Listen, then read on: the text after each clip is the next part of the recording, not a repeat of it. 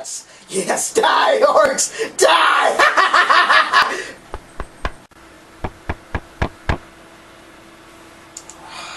They're right in the middle of shit. God damn it. Stupid people.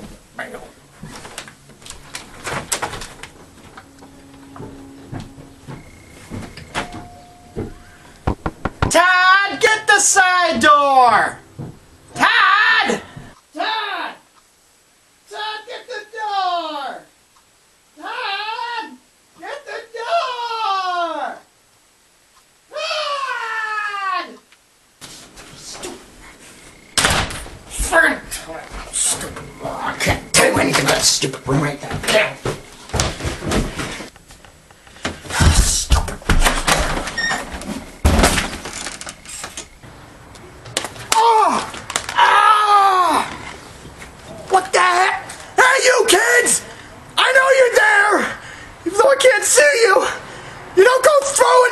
People!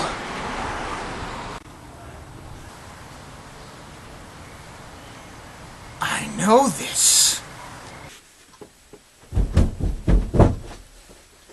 Hey, we're gonna watch this.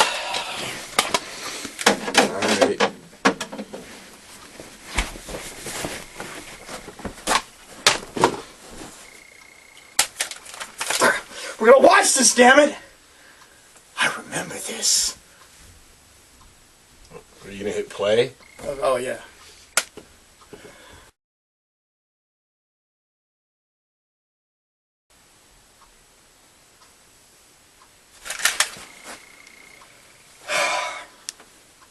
You gonna do a review now?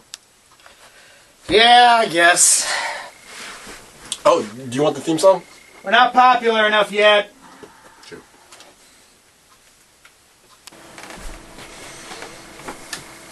Hi, I'm Dr. Geek, and today we're going to take a look at a movie that I both liked and disliked. It's an adaptation of a 1930s popular radio drama and comic of that era. So, without further ado, let's get into The Shadow. Actually, this film, made in 1994, is the fifth movie to feature The Shadow. Between 1937 and 1946, there were 4 other films based upon the character of The Shadow. However, they were all low-budget pieces of crap, so I only count this film as a legitimate Shadow film because they were trying to do more than just cash in on a popular character, and those other films had little to nothing to do with the established universe that the Shadow inhabited. Not that this one does anything else in that universe, but, you know, they tried. Now, some of you may know who the Shadow is, but for those who don't, allow me to elaborate. The Shadow is a superhero created in the 1930s. He first starred in a radio drama and eventually got his own comic, originally appearing in a newspaper strip, but eventually getting picked up by DC Comics. His only superpower was his ability to cloud men's minds and make himself invisible through hypnosis or some other crap. Other than that, he was a skilled hand-to-hand combatant and also carried twin Colt 45s. His backstory for his alter ego has changed a bit over time, but the one most remembered, and the one used in this film, is Lamont Cranston, a rich playboy. And before you make a Batman ripoff joke, just let me point out that The Shadow came out before Batman. So who ripped off who, you might wonder? Alright, enough background information. Let's get into this review and start by looking at the cast. Starting off, we got Alec Baldwin as our leading man in this film. Playing the bad guy is John Lone, who portrayed bad guys in such films as Rush Hour 2 and War, but what I find most surprising is that he got his original break in movies by playing in the 1976 version of King Kong. Following him, we got Peter Boyle and Tim Curry, both playing a couple of minor roles. And last but not least, we got thrilling Gandalf in this movie. Yup, Ian McKellen plays a bumbling scientist in this film, and I swear to God, I never realized that it was him in that role until I did my research for this movie. It bears mentioning that Russell Mulcahy directed this film. Now, you may know this guy from some of his more recent stuff like Resident Evil Extinction, or you may know him from a little-known cult classic called Highlander. Yeah, that's right. This guy directed freaking Highlander. Oh my God! Okay. I'm just freaking out a little. I can handle it. Okay, I'm good. Anyways, Highlander! All your previous bad movies are erased, Russell. I love you. Okay, sorry. Anyways, enough about him, and enough about who's who in this movie. Let's get on to the real part of this review, the plot of the stinking movie. Our movie opens somewhere in Tibet a short time after the end of World War I. It is here that we find our hero, Mr. Cranston, is a freaking warlord going under the name of Yinko. This doesn't last long, however, as he gets kidnapped and forcibly redeemed by a man known as the Toku. While Cranston is getting his attitude changed, this Toku fellow decides it's a good idea to teach the former crime lord psychic powers. And not only just to hide his presence from other men, oh no! He teaches him to be able to read minds of men and perform the freaking Jedi mind trick on them. Oh yeah, that seems like a real freaking good idea. That's like taking a mass murderer, making him go through an ordeal to redeem himself, then give him a rocket launcher and say, good luck, hope you don't kill anybody anymore, but gee, hope this doesn't come back to bite me in the ass. Whatever, after 7 years, Cranston returns home to New York to fight crime there. Everything looks like it's going alright when Shiwan Khan, the last descendant of Genghis Khan, and fellow student of the Toku, shows up to start some mayhem. It turns out the Toku had tried to forcibly redeem Khan too, but Khan decided to take the psychic powers and then just kill the dumb bastard. Oh geez, what a surprise! I guess teaching mind powers to psychopaths wasn't such a good idea, now was it? So Khan's master plan is to take over the world because Genghis tried it first. I don't know, his motivations are pretty unclear beyond me want world. What is clear is that with the help of Tim Curry, Khan manages to make the world's first atomic bomb. And his plan basically boils down to make the world bow to his demands, or he'll just nuke the shit out of you. Naturally, the Shadow decides he ain't having none of that crap on his watch, and after some exposition and a few fight scenes, he beats Khan, disables the bomb, and saves the day. Yeah, pats on the back all around, yada yada yada yada yada. Okay, so now that you know somewhat about what this movie's about, let's start tearing it apart. And let's begin the massacre of this movie with something that only minorly bugged me. And it's the acting between the star actor and our leading bad guy. So we established at the start of this movie that Cranston is supposed to be this tortured soul seeking redemption by fighting crime, but he just comes off as an arrogant asshole. Khan comes off like this too, so much so that it gets annoying at how arrogant they both are. Their interactions with each other are basically Cranston smiling and going, "Hey, I'm going to thwart your evil plan," and Khan going, "Nuh-uh, you're not going to stop me." Check out this scene to get my point. By the way, you sent Margot Lane to kill me. Kill you? If I wanted you there, Yinko, I would have your liver on the pole by now. I sent a girl to be killed. Tell me, how did you kill her? She's alive. And she's a danger to you. She now knows exactly who you are. How long will you let her live? How long before your pure instincts take over? I'm onto your plan, Khan. You still don't have the beryllium sphere, and without it, you can't complete the bomb. Besides, you know I'm gonna stop you. You Americans are so arrogant. You think your meaningless, decadent country is the new cradle of civilization. But let me tell you something. That's the US of A you're talking about, pal. I am talking about ruling the world. You see what I mean? Also, when Cranston finds out that Khan is going to make an atomic bomb, he hardly reacts. He's just like, well, darn. He does go and try and stop him and all that, but it'd be nice for him to act a little more horrified at the idea of a nuclear weapon! Okay, enough about them. Let's move on to the supporting characters. Now, I like the main love interest in this film, Margot Lane, played by Penelope Ann Miller, but she was little more than a foil for Cranston's character. There's no real character development for her because she's too busy running around trying to stop Khan.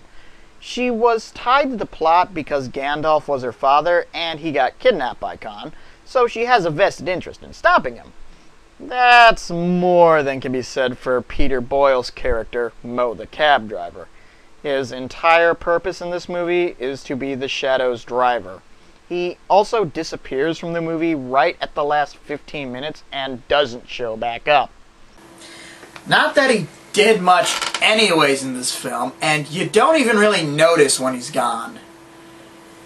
And that brings us to you, Tim Curry. Why? Why were you in this film, Tim?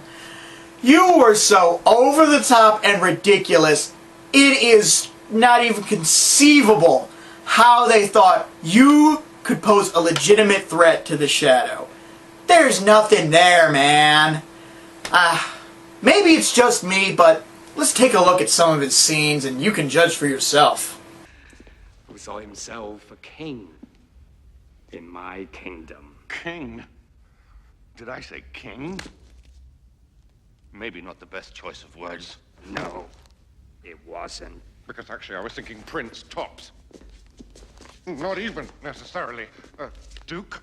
Baron? Your choice, of course, your choice. Bet you wish you'd been a little nicer to me now, huh, don't you? Bet you wish you'd listened to my ideas. Bet you didn't count on me being friends with a conqueror, huh, did you? That's enough. Inko. The Shadow? Where? Not here, you idiot. In the building. Can you tell if he's mad at me? We had a little misunderstanding yesterday, and there might still be hard feelings. Find him and kill him. Kill him? Me? All of you. Couldn't I just stay here and help you? Go! Did you think you'd never see me again, Claymore? I'm right here. All around you. Everywhere around you.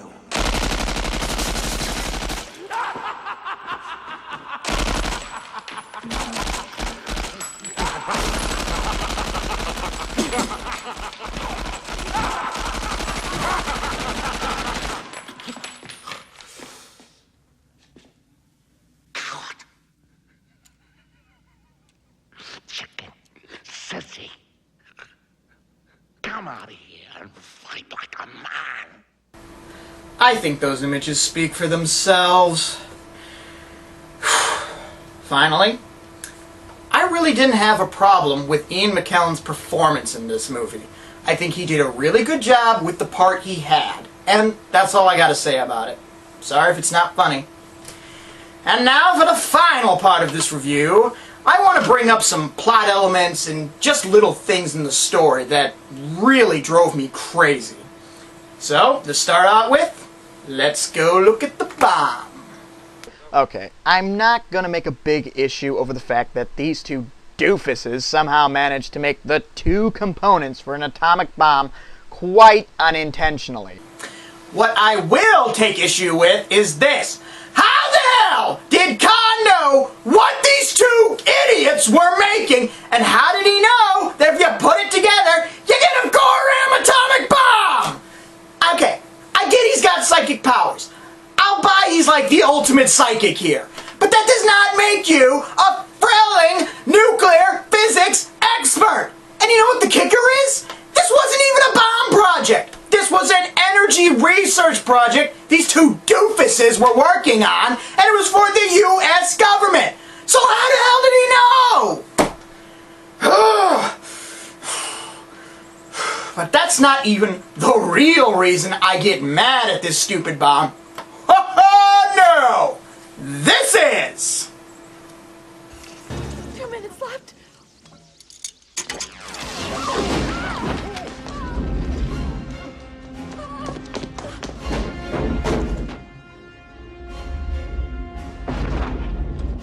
Oh my God! Hurry! Hurry, Dad!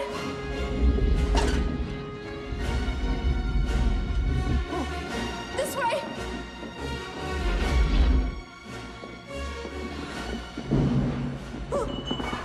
Oh my God, it's upstairs.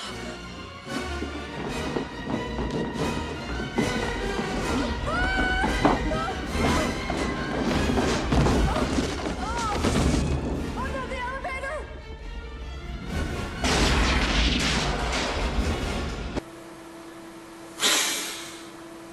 Yeah, that just happened in a big budget Hollywood movie. Somebody wrote this down and thought it was a good idea. Even better, somebody on the production board didn't think this was total crap either. I mean, it just boggles my mind how anyone could think this would be a good idea to put in a big budget movie. You know what really happened? That thing would have either exploded on impact or just rolled out the hall, got about 20 feet and stopped. But as terrible as that scene was, it's not what ruined the movie for me. No! There are two major plot problems towards the last act of the movie that just completely screw this thing up. Let's take a look at them. Khan had been planning this whole world domination thing for a while now. So much so that he bought a hotel to use as his base of operations in New York several years earlier. Okay, fine. But for some reason, he didn't want anybody to use it for the entire time he owned it. Alright. A little weird, but alright. But he also didn't want anybody to know about it, so he used his psychic powers to not only make everyone think the 30-story building had been bulldozed, but then used those powers to make everyone in New York not see the falling building for several years! To which I call bullshit! There is no frowning way you can hide a building from millions of people for several years! It's just stupid! We've already established in this movie that Cranston needed to concentrate to brainwash one guy. You think that Khan's gonna be able to do that year after year for like 7 to 10 years? No way! I call bullshit! What? He's doing it in his sleep? This is just stupid! Stupid! Who's from? Alright. And now we get on to the thing that destroyed this movie. The magic knife! Yes, there is a friggin' magic knife in this movie. It's called the Purba, and it's alive!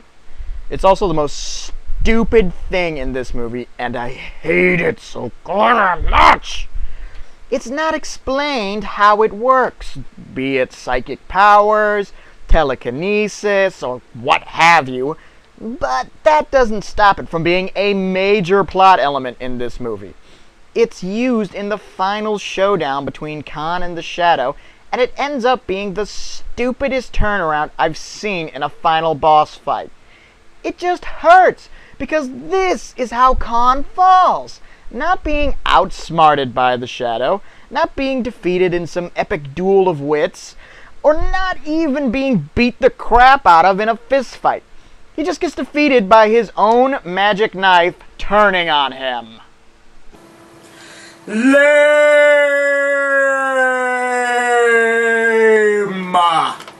But you know what? I think this could have been a good movie. Now, just hear me out with a few minor plot changes. I think I could have fixed this film.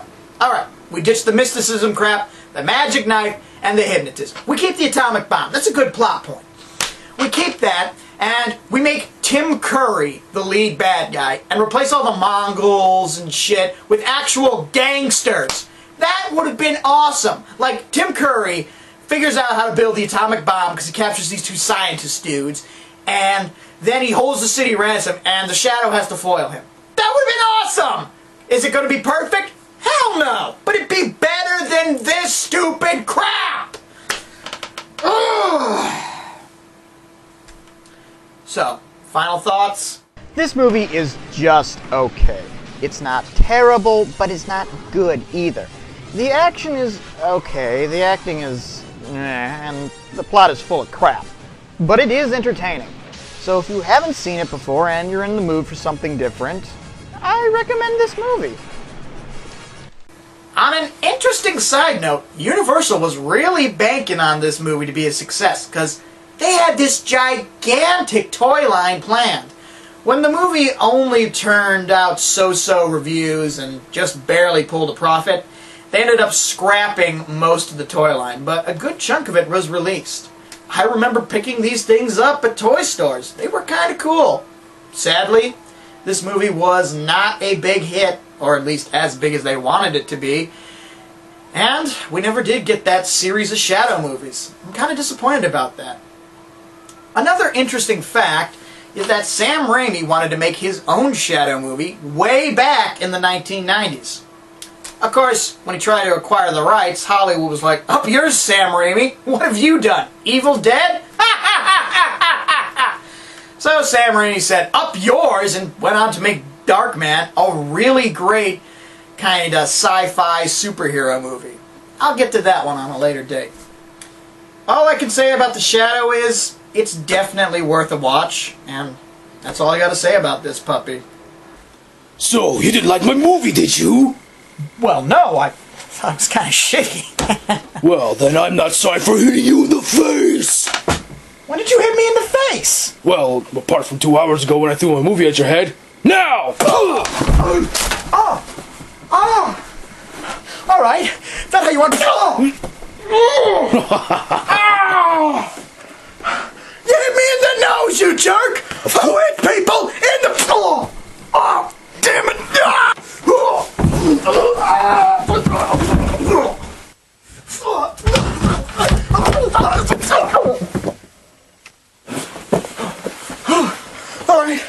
Alright, I know you're down here. Come on, what you got? You think my movie sucked? Yeah, your movie sucked. All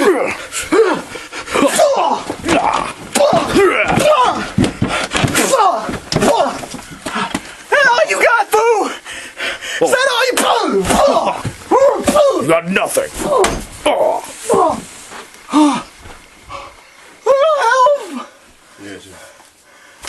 What you want, fool? You can't even see me! Your voodoo doesn't work on me, bro.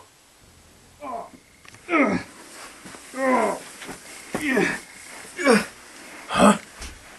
Oh, shit. You may be able to see me, but I know Kung Fu!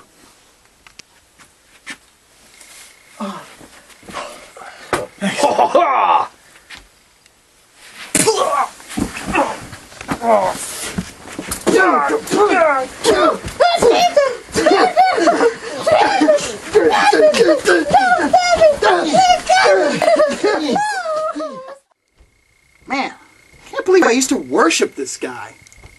It's cool. I used to worship Blue Eyes White Dragons. Help me. Oh, help? Help yourself to this!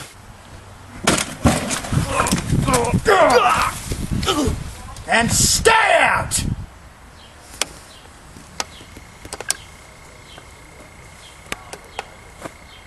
That fits. Todd, get the mail!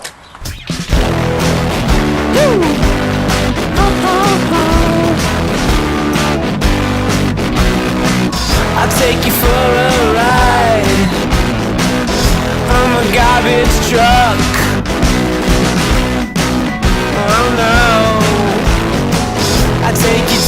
we're done. 'Cause you're my queen. Take you uptown. I'll show you the sights, you know you wanna ride on my garbage truck. We need each other. No, we don't. We have a connection. No, we don't. Then how do you explain that I can read your thoughts? My thoughts are hard to miss. And why is that? Psychically, I'm very well endowed. I'll bet you are.